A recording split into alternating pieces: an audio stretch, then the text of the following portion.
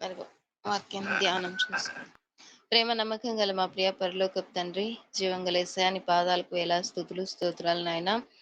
గతించిన రాత్రంతా కాపాడి మరొక దినంలో సజీవులుగా ఉంచిన మహాప్రేమకై వందనములు స్థుతులు స్తోత్రాలు చెల్లించుకుంటూ వస్తుంటున్నాను నాయన.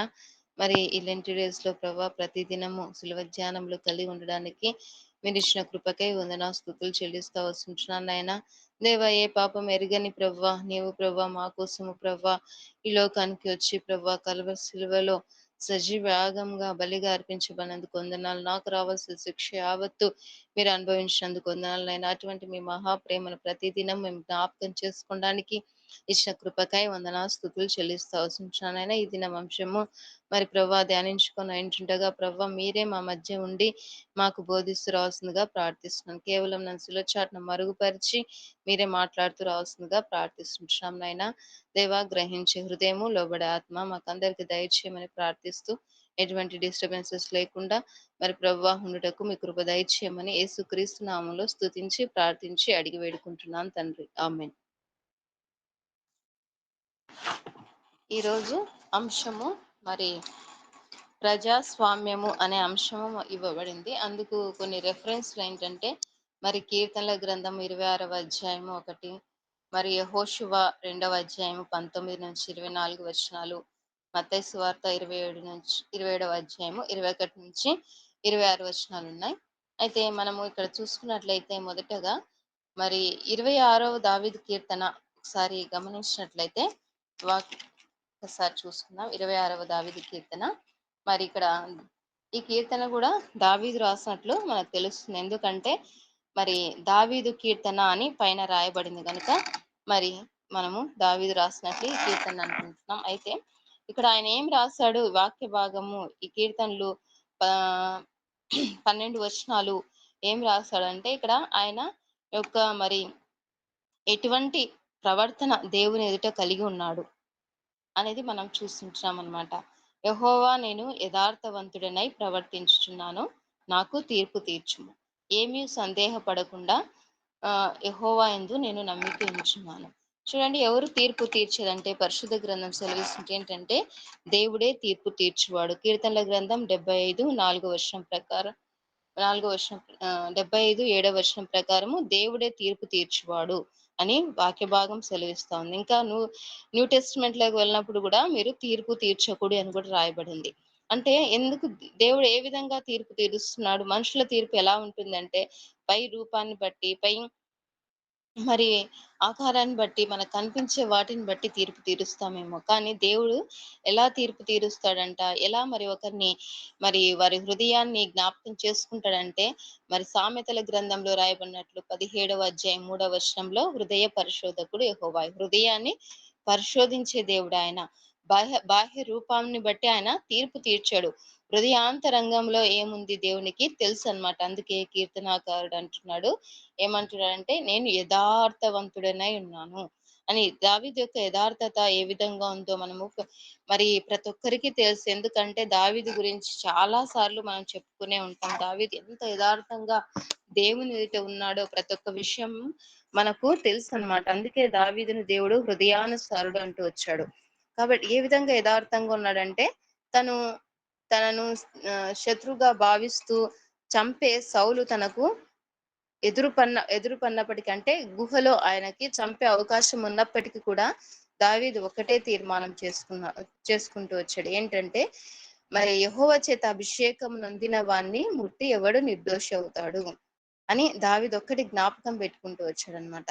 అంతేకాకుండా శత్రుల విషయంలో కూడా ఆయన మరి అపకారం చేసిన వారికి కూడా ఉపకార బుద్ధిని కలిగి ఉన్నాడు దావీదు. మానవులంగా మనం అనేక సార్లు మనకు ఎవరన్నా కీడు చేసినా, నష్టం కలుగజేసిన వారి విషయంలో హృదయపూర్వకంగా మేలు చేయలేకపోతామేమో. దేవుని మాటను బట్టి చెయ్యాలా అని చేస్తామేమో. కానీ దావీదు జీవితంలో దావీదు రాజైన తర్వాత తను ఎంత హృదయపూర్వకంగా యోనాతాను కుమారుని తీసుకుని వచ్చి తనకు ఉపకారం చేస్తూ వచ్చాడు. అటువంటి హృదయం కలిగిన వాడుగా మరి దావీదును చూస్తుంటున్నాం. కాబట్టి దావీదు అంటున్నాడు, నేను యథార్థ హృదయుడనై ఉన్నాను, నాకు న్యాయం తీర్చు. దేవుని ఎదుటకు వచ్చి న్యాయం తీర్చు అనాలంటే ఎంత మరి ధైర్యం ఉండాలి. కాబట్టి ఎందుకు దావీదు అంటున్నా అంటే దావీదు హృదయము దేవుని ఎదుట యథార్థంగా ఉంది. ఇంకొకటి ఏంటంటే దేవుని యందు మరి అన్యాయం లేదు. దేవుడు తప్పకుండా న్యాయమే చేస్తాడు. ఆయన అన్యాయవంతుడు కాదనే విషయము దావీదుకు తెలుసన్నమాట. అందుకే పరిశుద్ధ లేఖనాలు ఏం సెలవిస్తున్నాయంటే యెహోవా దృష్టి నిష్కలంకమైనదంట. ఆయన దుష్టత్వము చూడలేడంట. అంత నిష్కలంకమైనది.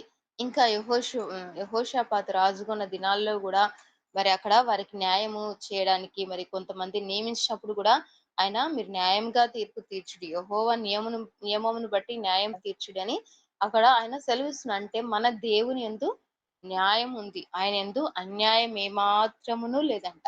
చూడండి, అందుకే దావీదు మనుషులకు అప్పగించుకోవడం లేదు. దేవునికి అప్పగించుకుంటున్నాడు. నాకు తీర్పు తీర్చు. కాబట్టి అనేక సార్లు మానవ స్వభావం ఏంటంటే ఎదుటి వారి ఎడల మరి మనం యథార్థంగా ఉన్నామన్నట్లు కనపడడానికి కొన్నిసార్లు ప్రవర్తిస్తారేమో కానీ దేవుడైతే హృదయాన్ని చూసే దేవుడు. కాబట్టి యథార్థంగా ఉన్నప్పుడు దేవుడు న్యాయంగా తీర్పు తీరుస్తాడు. అందుకే దావీదు మరి ఈ కీర్తనల గ్రంథంలోనే కోరహు కుమారులు ఒక మాట రాస్తారు. ఏంటంటే ఆయన యథార్థంగా ప్రవర్తించే వారికి ఏ మేలు చేయక మానడంట. కాబట్టి చూడండి ఎంత ధైర్యంతో దావీదు నాకు తీర్పు తీర్చు అంటున్నాడు. ఇంకా 139వ అధ్యాయం 24వ వచనం చూసినట్లయితే నీకు ఆయాస్కరమైన మార్గం నా యందు ఉన్నదేమో పరిశీలించు. చూడండి ఎంత చక్కగా మరి దావీదు దేవుని ఎదుట ప్రార్థిస్తుంటున్నాడు అనమాట. మనమైతే ప్రతిసారి తప్పిపోయే వారమేమో కానీ దావీదు దేవుని ఎదుట తప్పిపోతూ వచ్చాడు. దావీదు జీవితంలో కూడా ఉన్నాయి కానీ దాన్ని సరి చేసుకొని తిరిగి వాటి వైపు వెళ్ళలేదు. వాటి వైపు ఆయన దృష్టి లేకుండా దేవుని యందు యథార్థత కలిగి ఉన్నాడు కాబట్టి ఈ విధంగా రాస్తుంటున్నాడు. మరి మిగతా వచనాలు కూడా చూసినట్లయితే 2వ వచనము యెహోవా నన్ను పరిశీలించుము, నన్ను పరీక్షించుము. నా అంతరింద్రియములను, నా హృదయమును పరిశోధించుము. చూడండి, నా బాహ్యంగా కానే కాదు, నా అంతరింద్రియములను, హృదయమును పరిశోధించు. హృదయమును పరిశోధించినప్పుడే మనుషుల జీవితాలు బయటపడతాయన్నమాట. హృదయంలోనే తలంపులు, ఆలోచనలు అనేవి మనకు కలుగుతా ఉంటాయి. కాబట్టి హృదయము నిండి ఉండటం బట్టి నోరు మాట్లాడుతుందని కూడా వాక్య భాగం సెలవిస్తోంది. కాబట్టి హృదయాన్ని పరిశీలించని కీర్తనాకారుడు అంటుంది. నీ కృప నా కన్నుల ఎదుట నుంచుకొని ఉన్నాను. నీ సత్యంను అనుసరించి నడుచుకొంచున్నాను. ఇంకా ఇక్కడ చూసుకున్నట్లయితే కృప అంటే మనకు తెలిసిందే. మనం ఏ దానికైతే అర్హులం కాదో దేవుడు దానికి మనల్ని పాత్రులుగా చేస్తూ వచ్చాడు. కాబట్టి అటువంటి కృపను ఆయన కన్నుల ఎదుట అంటే ఆ కృపను జ్ఞాపకం చేసుకుంటూ దేవుని కృప ఎంత ఉత్తమమైనదో మరి జ్ఞాపకం చేసుకుంటున్నాడు అన్నమాట. చూసినట్లయితే మరి ఏ దావీదు పట్ల దేవుడు ఎటువంటి కృప చూపించాడంటే యెషయా గ్రంథంలో ఒక మాట రాయబడి ఉంటది 55వ అధ్యాయంలో దావీదునకు చూపిన శాశ్వత కృప అని ఉంటది. దావీదుకు శాశ్వత కృప చూపించాడంట. కాబట్టి అటువంటి కృపను ఆయన దావీదు జ్ఞాపకం చేసుకుంటూ ఉన్నాడంట. ఆయన కన్నుల ఎదుట ఉంచుకుంటూ ఉన్నాడని ఇక్కడ రాయబడింది అనమాట. ఇంకా కృప గురించి ఎక్కువగా మనం చెప్పుకుంటే చాలా సమయం దానికే పోతుంది. మరి అందుకే కొంచెమే చెప్పుకుంటూ వెళ్తాం. మరి నీ సత్యం అనుసరించి నడుచుకొంచున్నాను. దేవుని సత్యం అనుసరించి నడుచుకొంచున్నాడంట. మనం న్యూ టెస్ట్‌మెంట్ లోకి వెళ్ళినట్లయితే మనం సత్యం ఏంటి అని మనం ఒకసారి గమనించినట్లయితే యోహాను సువార్త 17:17 మనకి సెలవిస్తున్న మాట ఏంటంటే నీ వాక్యమే సత్యము. అంటే దేవుని వాక్యము సత్యము. దేవుని ఆజ్ఞల ప్రకారము నేను నడుచుకొంచున్నాను అని కీర్తనకారుడు రాస్తున్నాడు. దేవుని వాక్యం సత్యం. కాబట్టి ఆ వాక్య ప్రకారము అంటే అప్పట్లో వాక్యం లేదు కదా! మరి మనకంటే ఇప్పుడు పరిశుద్ధ గ్రంథాలు ఉన్నాయి.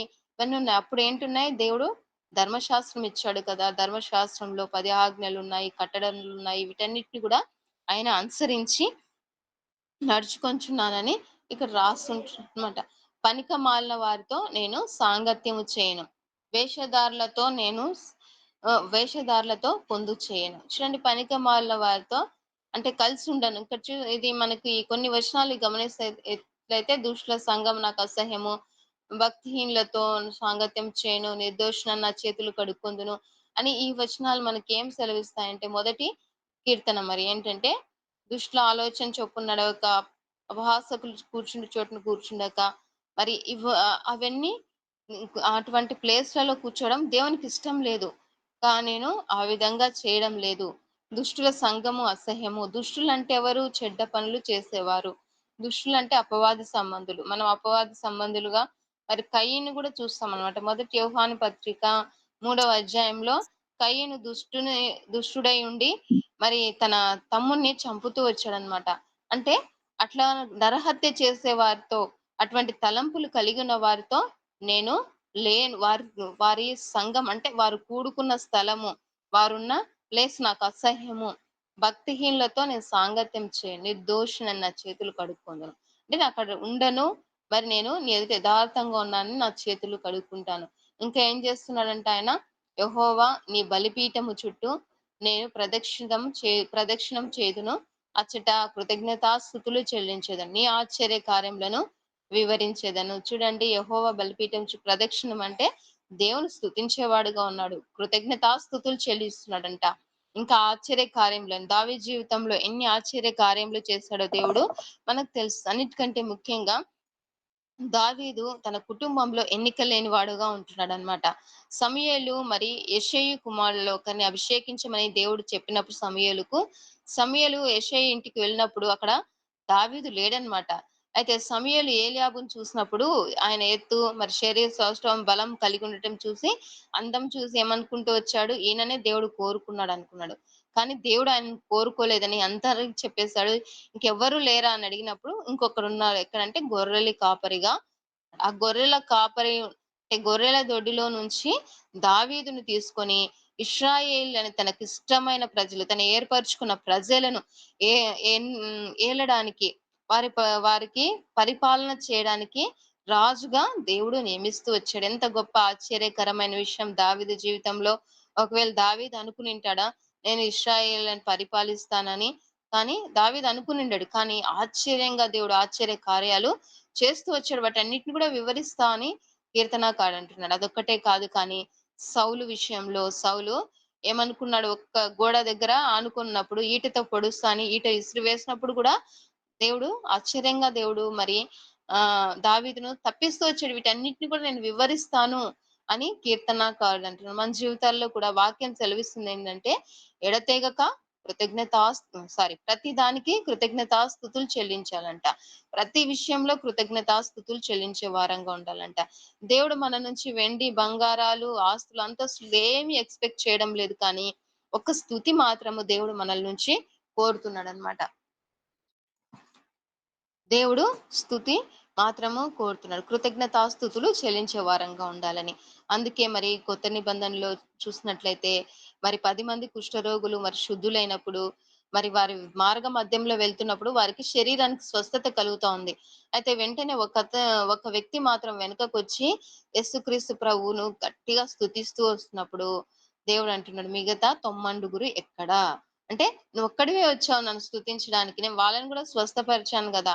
వారికి గూడా మేలు చేశాను గదా! మరి వాళ్ళు రావలేదే దేవుని స్తుతించడం. అంటే దేవుడు మానవుని నుంచి స్తుతింపబడాలని, ఆయన మహిమపరచబడాలని దేవుడు కోరుకుంటున్నాడు. కీర్తనాకారుడు అదే చేస్తుంటాడు. ఏంటంటే దేవుని కృతజ్ఞతాస్తుతులు చెల్లిస్తున్నాడు. ఇంకొకటి, ఆయన యెహోవా నీ నివాస మందిరమును, నీ తేజో మహిమ నిలుచు స్థలమును నేను ప్రేమించుచున్నాను. చూడండి, మరి గొప్ప గొప్ప ప్లేస్‌లు మరి ప్రేమించే వాళ్ళుంటారేమో కానీ, చక్కగా పలానా ప్లేస్‌కి వెళ్తే మరి సమ్మర్‌లో అక్కడ ప్లేస్‌కి వెళ్తే బావుంటది, ఇక్కడికి వెళ్తే బావుంటదని కొంతమంది ప్లానింగ్స్ యేసుకుంటారు. కానీ దావీదు చక్రవర్తి అయినప్పటికీ ఆయన ఏం ప్రేమిస్తున్నాడంట? నీ తేజో మహిమ నిలుచు స్థలమును నేను ప్రేమించుచున్నాను. ఇంకా మనం కీర్తనల గ్రంథం 23వ అధ్యాయం చివరి వచనంలో గూడా మనం చూసినట్లయితే, నేను చిరకాలం యెహోవా మందిరంలో నివాసము చేయుదును. కాబట్టి దావీదు యొక్క ఆశ ఏంటి? దేవుని మందిరంలో ఉండాలి. దేవుని మందిరంలో ఏముంది? దేవుని యొక్క ప్రసన్నత ఉంది. దేవుని యొక్క మరి ఇచ్చే సమాధానం ఉంది. వాటిని కావాలని కీర్తనాకారుడు అంటున్నాడు. అందుకే ఆయన అంటున్నాడు ఇక్కడ 27 దావీదు కీర్తనలో కూడా ఉంది. మరి ఒక వరం అడిగాడంట. ఆ వరం ఏంటి? దేవుని ప్రసన్నత చూడాలని, ఆయన ఆలయంలో ధ్యానించాలని, ఇవన్నీ కూడా యెహోవా మందిరంలో నివసించాలని ఆయన ఆశ ఉంది. మానవులముగా మనము అనేక సార్లు మందిరానికి వెళ్ళాలంటే మరి వెనక అడుగేస్తా ఉంటామనమాట. యూట్యూబ్‌లో వస్తుందిలే, ఆన్‌లైన్ ఉందిలే, ఇప్పుడు ఆన్‌లైన్‌లో విందాంలే వాక్యం ఏమైతుంది అనుకుంటాం. కానీ దేవుని మందిరమును ప్రేమించే వారిని దేవుడు ప్రేమిస్తాడు. దేవుని సన్నిధిని ప్రేమించాలంట. ఎందుకంటే దేవుడక్కడ మరి ఆరాధన జరుగుతుందంటే మనకంటే ముందు దేవుడు అక్కడ వచ్చి ఉంటారనమాట. చూడండి, అటువంటి ఆ అనుభవం కలిగిన వాడై కీర్తనాకారుడు నేను ప్రేమిస్తున్నానంటున్నాడు. నెక్స్ట్, పాపులతో నా ప్రాణమును చేర్చకుము, నరహంతకులతో నా జీవమును చేర్చకుము. అంటే పాపులతో పాటు నాకు కూడా తీర్పు తీర్చకు వారితో సమానంగా అన్నట్లు ఇక్కడ కోరుతున్నాడు. మరి వారి చేతిలో దుష్కార్యములు కలవు, వారి కుడి చేయి లంచములతో నిండి ఉన్నది. లంచములతో నిండి ఉన్నది. అంటే లంచం ఏం చేస్తుందంట, మరి దృష్టికి గుడ్డితనం కలుగజేసి నీతిమంతుల మాటలకు అపార్థం పుట్టించునని మరి నిర్గమాకాండంలో దేవుడు కట్టడలు ఇచ్చేటప్పుడు ఏ విధంగా ఉండాలని రాయిస్తూ వచ్చాడు. కాబట్టి అటువంటి నేను లంచాలు నా దగ్గర లేవు, ఇవన్నీ లేవు. మరి దుష్టులైతే ఈ విధంగా ఉంటారని మరి దావీదు రాజు అంటున్నాడన్నమాట. నేను యథార్థవంతుడని నడుచుకొంచున్నాను. నన్ను విమోచింపుము, నన్ను కరుణింపుము. చూడండి, మళ్ళీ యథార్థవంతుడు. దేవుడు యథార్థవంతుడంట. చూడండి, ఇదే కీర్తనల గ్రంథం ఒక్క మాట చూద్దాం. కీర్తనల గ్రంథం 11వ అధ్యాయంలో చూసినట్లయితే, కీర్తనల గ్రంథం 11వ అధ్యాయము 5వ వచనము మనము ఒకసారి చూసుకుందాం. 5వ వచనము 7వ వచనం చూసుకుందాం. యెహోవా నీతిమంతులను పరిశీలించును, దుష్టులను బలాత్కారాసక్తులను ఆయనకు అసహ్యుడు. 7వ వచనం, యెహోవా నీతిమంతుడు, ఆయన నీతిని ప్రేమించువాడు, యథార్థవంతులు ఆయన ముఖ దర్శనము చేశాడు. యెహోవా నీతిమంతులను ప్రేమిస్తాడు. అంటే నీతిమంతులు అంటే యథార్థంగా ఉండేవారిని దేవుడు ప్రేమిస్తాడు. కనుక దావీదు అంటున్నాడు, నేను యథార్థంగా ఉన్నాను ఎదుట, నేను యథార్థవంతుడిని నేను నడుచుకొంచున్నా, నన్ను విమోచించు, నన్ను కరుణింపు అని ప్రార్థిస్తున్నాను. ఇంకేంటంటే, సమభూమిలో నా పాదములు నిలిపి ఉన్నాను, మరి సమాజంలో యెహోవాను స్తుతించదు. సమాజములలో యెహోవాను స్తుతించాడంట, యెహోవాను గణపరుస్తూ వచ్చాడంట. కాబట్టి దావీదు మరి న్యాయంగా నాకు తీర్పు తీర్చే దేవునికి అప్పగించుకుంటూ వచ్చాడు. దేవుని యొక్క మరి న్యాయము తెలుసు దావీదుకి, యెహోవా నియమము తెలుసు. కాబట్టి దావీదుకు దేవునికి అప్పగించుకుంటూ వచ్చాడు. ఇప్పుడు మన వాక్య భాగంలోకి వచ్చినట్లయితే, ఇక్కడ యెహోషువ గ్రంథము 2వ అధ్యాయము 19-24 వచనాల్లో మనకి ఇక్కడ ఏం రాయబడిందంటే, రాహబు గురించి మనం చూస్తాం. 2వ అధ్యాయంలో యెహోషువ మరి ఇద్దరు వేగుల వారిని మరి ఎరికో ప్రాంతాన్ని వేగు చూడడానికి పంపించినప్పుడు, అక్కడ వారికి ఎవరైనా మరి ఆశ్రయం ఇస్తారా? ఎవరైనా వేగు చూడడానికి వస్తే, అంటే మీ ఎరికో పట్టణాన్ని మేము స్వాధీనం చేసుకుంటామంటే ఎవరన్నా వారికి ఒక ఇక్కడ ఉండి వేగు చూడండి అని ఎవరన్నా వాళ్ళకి ఆశ్రయం ఇస్తారా? ఇవ్వరు. కానీ ఇక్కడ రాహబ్ అనే ఈమె గురించి క్లియర్ గా చెప్పబడిన మాట ఏంటంటే, వేశ్య. ఆమె వీరిని చేర్చుకుందంట, ఇద్దరిని. చేర్చుకొని ఆమె చెప్తున్న మాటలు చూస్తే ఎంత చక్కగా ఉంటాయంటే, మరి యెహోషువ గ్రంథము 2వ అధ్యాయంలో మనము కొన్ని మాటలు చూద్దాం. యెహోషువ గ్రంథము 2వ అధ్యాయంలో మరి 11 చూద్దాం. ఓ ఓ పిచ్చే పిచ్చే ఐసిపోయాను.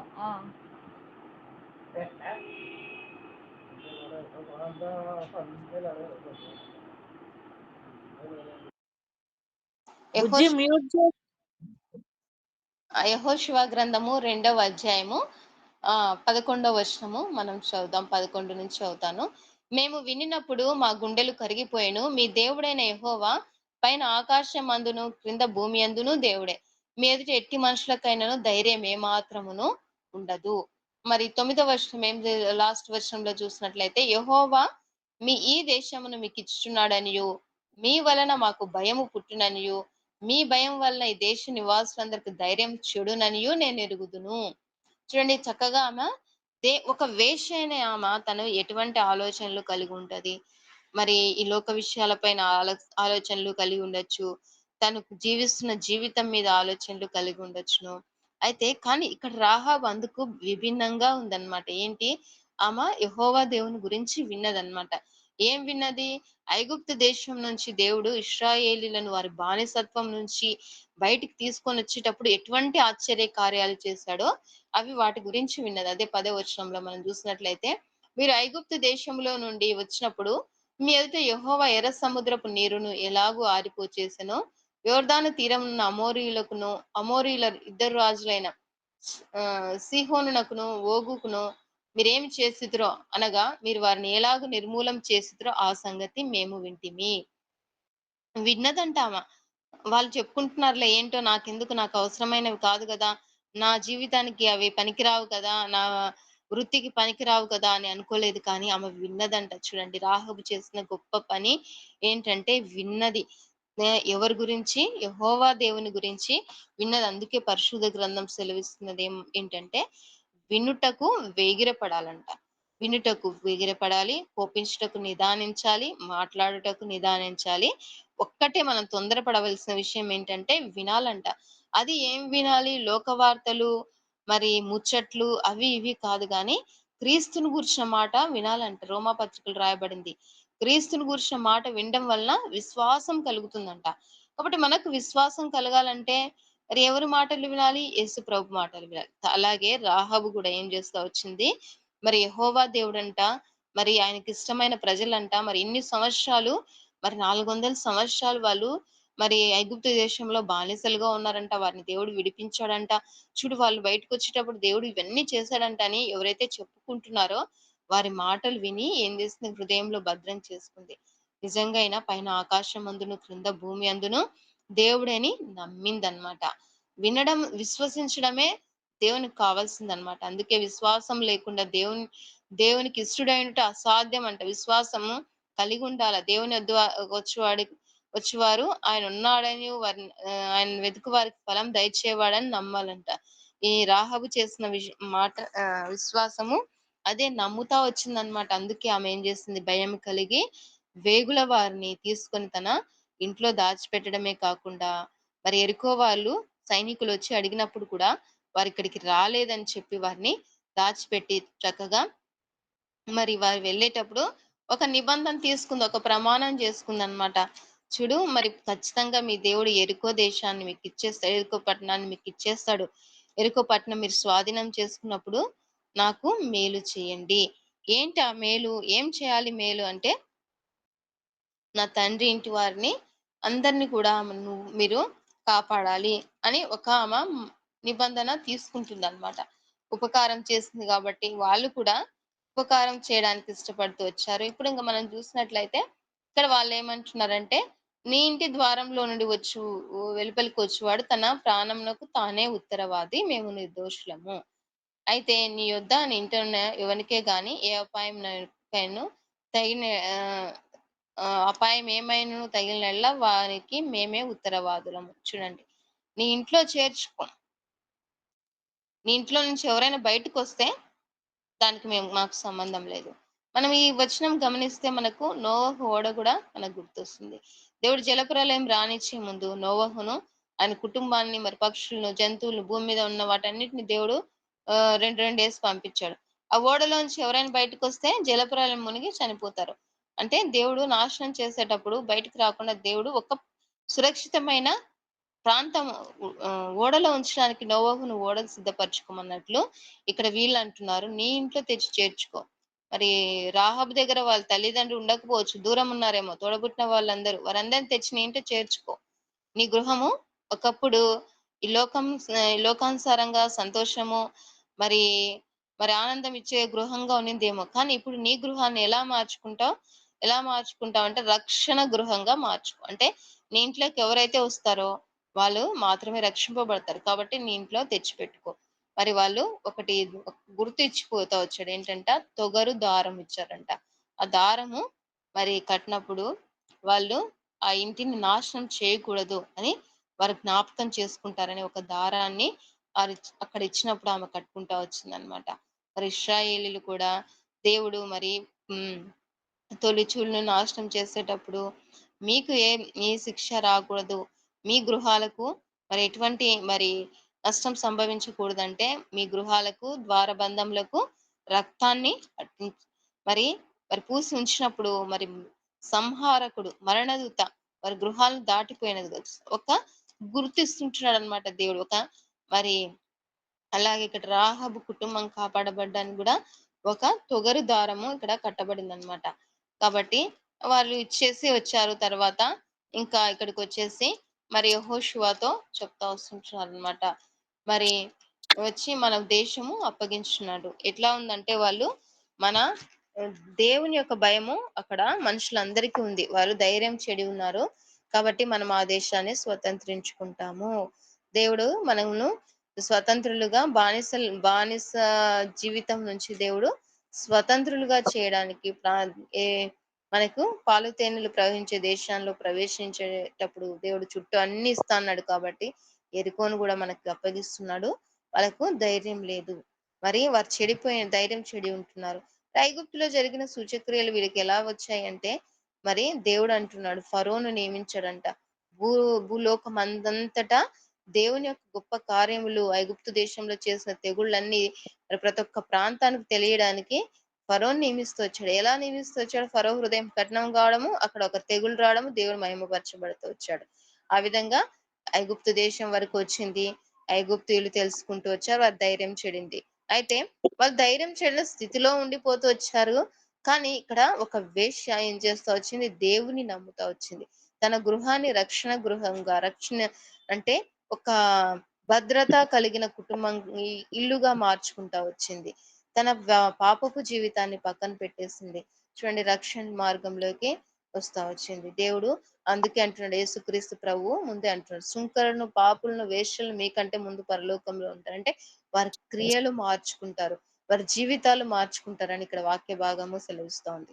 రాహాబ్ అనే వేశ్య ఎక్కడితో ఆగిపోలేదు. ఆమె యూదా గోత్రంలో కూడా రాబడతా వచ్చింది.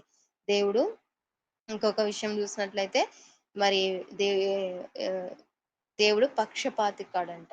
ఆయనలో పక్షపాతం లేదు. ఈమె వేశ్యగా జీవించింది, ఇంకేమో మార్పు చెందినా ఈమెను ఇక్కడితో ఆపేయాలనుకోలేదు. కానీ ఆమె మార్పు చెందింది యథార్థంగా నడుచుకుంటను బట్టి దేవుడు యూదా గోత్రంలోకి ఆమెను తీసుకొచ్చాడని మనము మరి పరిశుద్ధ గ్రంథంలో చదువుకుంటాం. కాబట్టి దేవుడు ఎంత కృప కలిగిన వాడు, ఎంత కరుణ కలిగిన వాడు. ఎవరైతే పశ్చాత్తాపపడి, ఎవరైతే యథార్థంగా నడుచుకుంటారో, దేవుని ఎదుట మరి నీతిగా, న్యాయంగా నడుచుకుంటారో వారిని దేవుడు అంగీకరిస్తాడంట. అపోస్తల కార్యములు మరి 10వ అధ్యాయంలో అదే మాట రాయబడిందనమాట. నీతిగా, న్యాయముగా నడుచుకున్న వారిని ఎక్కడ మరి ఉన్నప్పటికీ, ఏ గోత్రంలో ఉన్నప్పటికీ, ఎంత తక్కువ స్థితిలో ఉన్నప్పటికీ దేవుడు వాళ్ళని అంగీకరిస్తాడంట. కాబట్టి రాహాబు అను వేశ్య మరి తను రక్షింపబడడమే కాకుండా తన కుటుంబాన్ని రక్షించుకుంటా వచ్చింది. యెహోషువ యొక్క మరి నాయకత్వంలో మరి ఆమె కూడా అక్కడ తప్పించబడతా వచ్చింది. యెరికో ప్రాంతాన్ని నాశనం చేసేటప్పుడు వాళ్ళ కుటుంబాన్ని అంతా, ఆ గృహంలో ఎవరైతే ఉన్నారో వాళ్ళందరిని తీసుకొనొచ్చి పక్కన పెట్టేసి తర్వాత యెరికో ప్రాంతాన్ని మరి నాశనం చేయడం జరిగిందనమాట. కాబట్టి తన గృహం రక్షణ గృహంగా మారినట్లు మనం చూసుకుంటాం. మరి ఇంగ మనం చివరగా మన అంశంలోకి వచ్చినట్లయితే మరి మత్తయి సువార్త 27వ అధ్యాయము 21-26 వచనాలు మనం చూస్తాం. మత్తయి సువార్త 27వ అధ్యాయము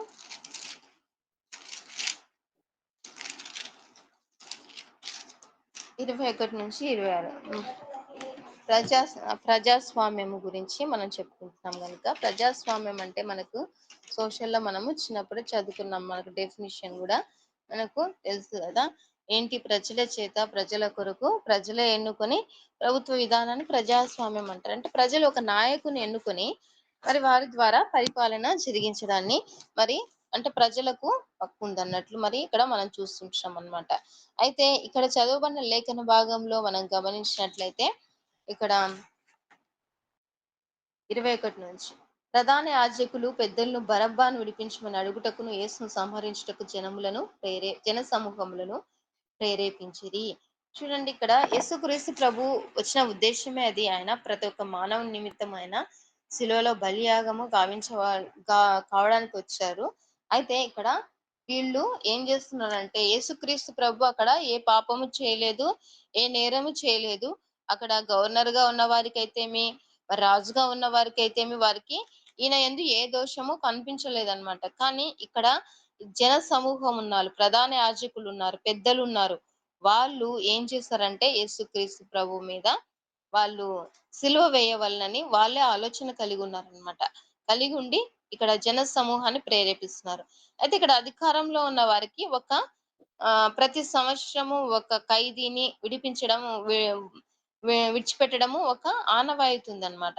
కాబట్టి ఆయన ఏమడుగుతున్నాడంటే, మరి నేను ఎవరిని విడుదల చేయాలా? బరబ్బనా లేకపోతే క్రీస్తు అనబడిన యేసునా అని అడిగినప్పుడు వాళ్ళు ఏమంటున్నారంటే, మాకు బరబ్బను విడుదల చెయ్యి అంటున్నారు. ఈ బరబ్బా ఎవరు? ఒకప్పుడు ఇలాంటి వాళ్ళందరూ ఒకవేళ కంప్లైంట్ చేస్తేనే ఆ బరబ్బా అనే బందిపోటు దొంగను పట్టుకొని చెరసాల్లో వేసింటారు. యోహాను సువార్త మరి 18వ అధ్యాయము చివరి వచనం చూస్తే, ఈ బరబ్బా బందిపోటు దొంగ అనే వాక్య భాగం కూడా మనము చూస్తామన్నమాట. ఈ బరబ్బా బందిపోటు దొంగ అయినప్పటికీ వీళ్ళు ఏం చేస్తున్నారు? మాకు ఆ బందిపోటు దొంగ అయినా కావాలి, కానీ యేసుక్రీస్తు ప్రభు మాకొద్దు అని కేకలు వేస్తున్నారన్నమాట. కేకలు వేస్తున్నారు. చూడండి, వీళ్ళు ఒక అధికారి ఉన్నాడు అక్కడ. ఆయన అధికారానికి అప్పగించుకోవడానికి ఇష్టపడడం లేదు. మా మాటలు మేమే మరి తీర్పు తీరుస్తాం. అంటే మా మాటలే నెగ్గాలి. మాకెవరు కావాలో వాళ్ళే కావాలి. ఎవరు వద్దో వాళ్ళే వద్దన్నట్లు ఇక్కడ మాట్లాడుతున్నారనమాట. అయితే పరిశుద్ధ గ్రంథము అధికారం గురించి, మరి ఏ మాటలు సెలవిస్తా ఉంది అని కొన్ని మాటలు చూసుకొని మనం ముందుకెళ్దాం. రోమాపత్రిక 13వ అధ్యాయము 1-5 వచనాలు మనం చూసుకుందాం. రోమాపత్రిక 13వ అధ్యాయము 1-5 వచనాలు చూసుకుందాం. ప్రతివాడును పై అధికారులకు లోబడి ఉండవలెను. ఏలైనగా దేవుని వలన కలిగినది తప్ప మరి ఏ అధికారమును లేదు. ఉన్న అధికారములు దేవుని వలననే నియమింపబడినవి. కాబట్టి అధికారమును ఎదిరించువాడు దేవుని నియమమును ఎదిరించున్నాడు. ఎదిరించువారు తమ తమ మీదికి తామే శిక్ష తెచ్చుకొందురు. ప్రభుత్వం చేయవారు చెడ్డ కార్యములకే గాని మంచి కార్యములకు భయంకరులు కారు. నీకు మేలు కలుగుటకు అధికారులు దేవుని పరిచారకులు. వారికి భయపడక ఊరకుండా కోరితవా? మేలు చేయము, అప్పుడు వారి చేత మెప్పు పొందుతువు. నీవు చెడ్డది చేసినలా భయపడము. వారు ఊరకే ఖడ్గం ధరింపరు. కీడు చేయ వారి మీద ఆగ్రహం చూపుటకే వారి ప్రతీకారం చేయు దేవుని పరిచారకులు. కాబట్టి ఆగ్రహ భయమును బట్టి మాత్రం కాక మనస్సాక్షిని బట్టి లోబడి ఉండుట ఆవశ్యకం. చూడండి, ఇక్కడ అధికారం ఏదైతే ఉందో అది దేవుడిచ్చింది అంట. కాబట్టి మీ అధికారులకు లోబడి ఉండండి.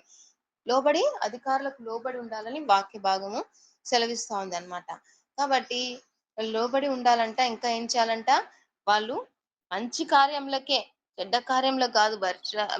భయంకరులు మంచి కార్యాలు చేయాలని ఇష్టపడతారు. ఇంకొకటి ఏంటంటే అధికారులు అనే వాళ్ళు దేవుని పరిచారకులు అని వాక్యం సెలవిస్తుంది. ఇంకొకటి మనం చూసినట్లయితే మత్తయి సువార్త 17:24-27 చూసినట్లయితే అక్కడ ఏముంటదంటే, మరి అక్కడ ఒక వ్యక్తి వచ్చి పన్ను వసూలు చేసే వ్యక్తి వచ్చి, మరి మీ ప్రభువు మరి పన్ను చెల్లించడా అని అడిగినప్పుడు కూడా అప్పుడు ప్రభు వారికి అభ్యంతరం కలగకుండా ఉండటానికే ఏం చేస్తారంటే, మరి కొంచెం వాక్యం తీస్తాం ఒకసారి. మత్తయి సువార్త 17వ అధ్యాయము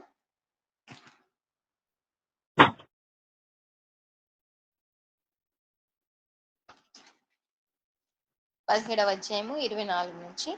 వారు కపెర్నహూమునకు వచ్చినప్పుడు అరశెకేలు అను పన్ను వసూలు చేయు వారు పేతురు నొద్దకు వచ్చి మీ బోధకుడు ఈ అరశెకేలు చెల్లింపడా అని అడగగా చెల్లించునెను.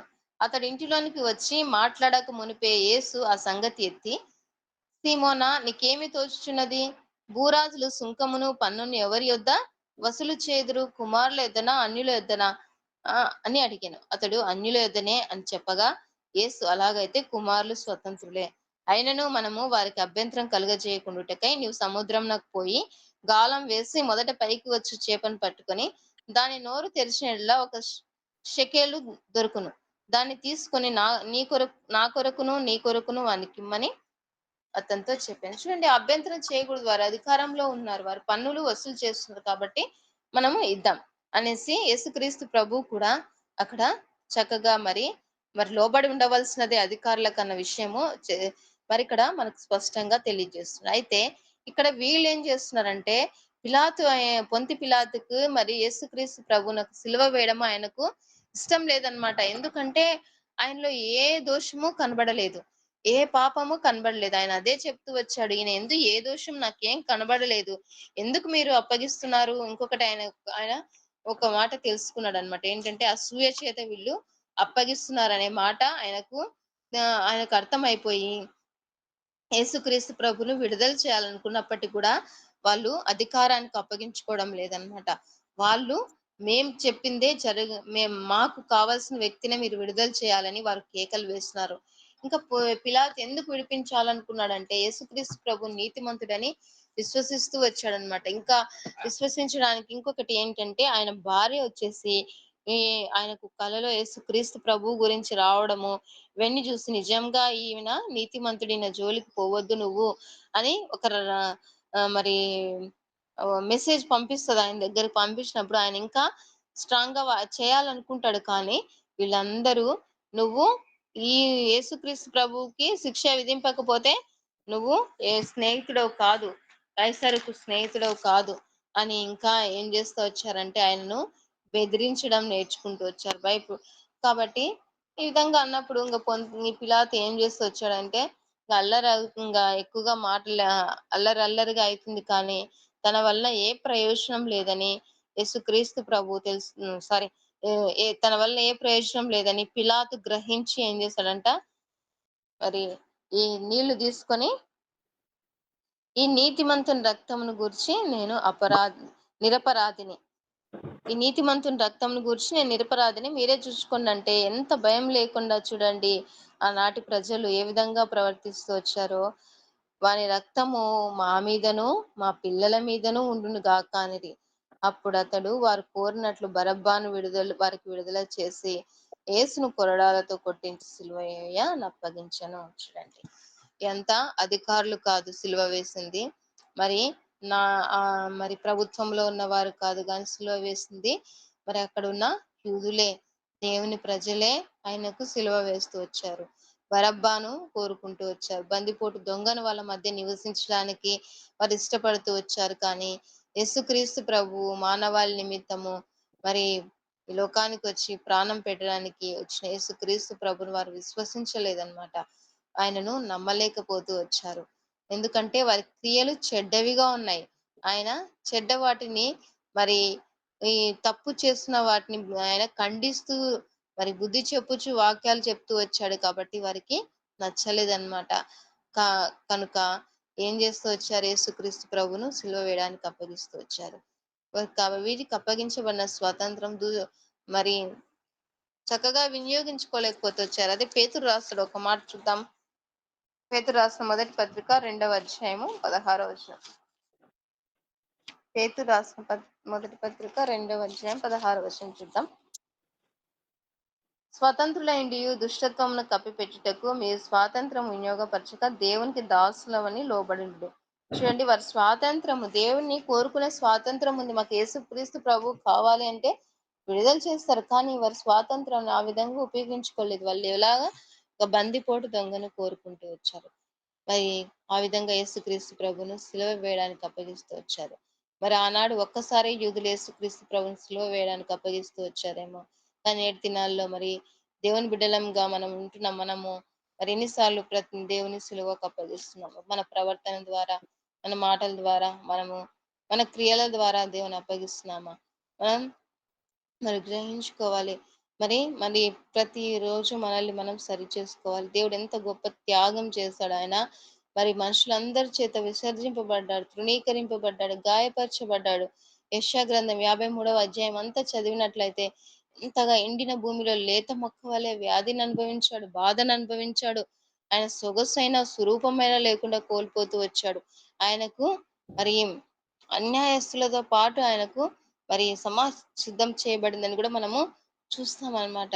చూడండి, దేవుడు ఎంత న్యాయవంతుడైండి కూడా ఆయనలో ఏ పాపము లేకపోయినప్పటికీ మానవులమైన మనల్ని రక్షించి ఆయనతో పాటు యుగయుగములు ఉండడానికి, నిత్యత్వంలో ఉండడానికి దేవుడు ఈ లోకానికి వస్తూ వచ్చాడు. ఆయన తగ్గించుకొని ఈ లోకానికి రావడాన్ని బట్టి మనకి మోక్ష మార్గం ఉందన్నమాట. అందుకే ఫిలిప్పీ పత్రికలో రాయబడింది, ఆయన తండ్రితో కూడా ఉండట సమాన భాగ్యం అని ఎంచుకొనక ఈ లోకానికి వచ్చాడంట. దాసుని వలె రిక్తునిగా చేయబడ్డాడు. ఇంకా శిలువ మరణం పొందినంతగా తగ్గించుకుంటూ వచ్చాడు. కాబట్టి అందుని బట్టి ఆయన నామాన్ని అన్ని నామముల కంటే పై నామంగా దేవుడు ఉంచుతూ వచ్చాడు. ఆకాశం క్రింద ఇవ్వబడిన ఏ నామంలో మనం రక్షణ పొందలేం. యేసుక్రీస్తు నామంలోనే మనం రక్షణ పొందగలం. అందుకే దేవుడు మనకు యేసుక్రీస్తు నామంలోనే మనం ఒకప్పుడు యేసుక్రీస్తు ప్రభువుని అంగీకరించక మునుపు పాపం అనే దాసత్వంలో ఉన్నాం. యేసుక్రీస్తు ప్రభువుని అంగీకరించిన తర్వాత ఈ స్వాతంత్రం అనుగ్రహించాడు దేవుడు. కాబట్టి మరి అటువంటి దేవుని కలిగి ఉన్న మనం దేవునికి ఇష్టానుసారమైన జీవితం కలిగి ఉండాలి. దావీదు తన స్థితిని తను గుర్తెరిగి యథార్థంగా జీవిస్తూ వచ్చాడు దేవుని ఎదుట. మరి ఆయన స్థితిని మర్చిపోలేదు. గొర్రెల దొడ్డిలో ఉన్న నన్ను తీసాడనే స్థితి ఎప్పటికీ మర్చిపోలేదు. నేను మంచిగా ఉన్నాను కాబట్టి నన్ను రాజుగా చేశాడని అని దావీదు ఎక్కడా అనలేదు. తను తగ్గించుకుంటూ వచ్చాడు. తన స్థితిని గుర్తెరుక్కుంటూ వచ్చాడు. రాహాబు అనే వేశ్య ఈ లోకం విషయాలన్నిటిని పక్కన పెట్టేసింది. దేవుని యొక్క ప్రజలతో ఉండడానికి ఇష్టపడతా వచ్చింది. ఇది ఒకవేళ ఆమె పోయి ముందుగా వాళ్ళందరినీ మనం సైన్యాన్ని సిద్ధపరుద్దాం ఈ మాట ముందు చెప్పి అని అనుకోలేదు ఆమె. ఎందుకు అనుకోలేదంటే ఎన్ని చేసినా గాని జీవం గల దేవుడైన యెహోవా చేతిలో నుంచి తప్పించుకోలేమనేది ఒకటి గ్రహించుకుంటా వచ్చింది. కాబట్టి నా పాపపు జీవితాన్ని అంతా వదిలిపెట్టేసి నేను దేవుని ప్రజల్లోకి వస్తాను. ఆమె వచ్చి తన కుటుంబాన్ని, తన ఇంటిని ఒక రక్షణ గృహంగా మార్చుకుంటా వచ్చింది. తను మాత్రమే కాదు, తన కుటుంబీకుల్ని, తన రక్త సంబంధికులు, తన తల్లిని, తండ్రిని, అన్నదమ్ములను అందరిని తోడుబుట్టిన వారిని అందరినీ ఆ గృహంలోకి చేర్చుకుంటా వచ్చింది.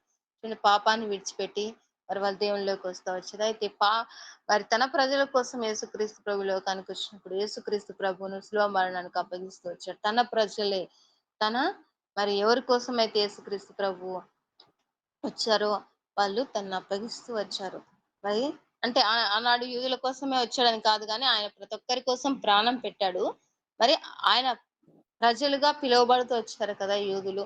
ష కాబట్టి వాళ్ళే ఆయనను శిలువ మరణానికి అప్పగిస్తూ వచ్చారు. ఈ శిలువ ధ్యానాల్లో మనము గ్రహించుకుంటున్నాం గదా! దేవుడు ఎంతగా తన ప్రేమ కలిగిన దేవుడు, ఎంతగా క్షమాపణ కలిగిన దేవుడు, ఎంతగా కరుణ కలిగిన దేవుడు. సిలువలో మరి వేయబడుతున్నప్పుడు కూడా వారంతగా అప్పగించినప్పుడు కూడా తండ్రి వీరేమి చేస్తున్నారో వీరెరుగరు అనే విధంగా పలికిన దేవుడు.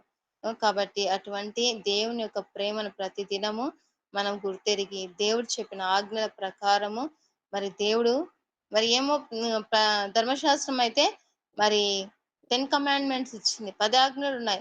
యేసుక్రీస్తు ప్రభు ఈ లోకానికి వచ్చిన తర్వాత రెండే 2 చెప్తా వచ్చాడు. రెండే 2 ఆజ్ఞలు. ఏంటి ఆ 2 ఆజ్ఞలు అంటే నీ పూర్ణ హృదయంతోనూ, నీ పూర్ణ మనసుతోనూ, నీ పూర్ణ వివేకముతోనూ నీ దేవుడైన ప్రభువును ప్రేమించాలి. ఇంకొకటి రెండవది ఏందంటే నిన్ను వలె నీ పొరుగు వాడిని ప్రేమించాలి. ఈ 2 ఆజ్ఞలు చేసినట్లయితే ధర్మశాస్త్రం అంతా నెరవేర్చినట్లంట. ప్రేమ కలిగి ఉండుట ధర్మశాస్త్రం అంతా నెరవేర్చినట్లంట. అటువంటి ప్రేమను దేవుడు మన పట్ల చూపిస్తూ వచ్చాడు. ఆ ప్రేమను మనం కూడా ఎదుటి వారి పట్ల చూపించాలి. మరి అధికారానికి లోబడి ఉండాలని వాక్యం సెలవిస్తోంది. కాబట్టి మరి ప్రతి దినము దేవుడు మనతో మాట్లాడుతున్న వాక్య భాగమును బట్టి సరి చేసుకుంటూ మరి దేవునిలో బలంగా ముందుకు కొనసాగులాగున దేవుడు కృప అందరికీ ఇచ్చును గాక. కొద్ది మాటలు దేవుడు దీవించి ఆశీర్వదించును గాక. ఆమేన్.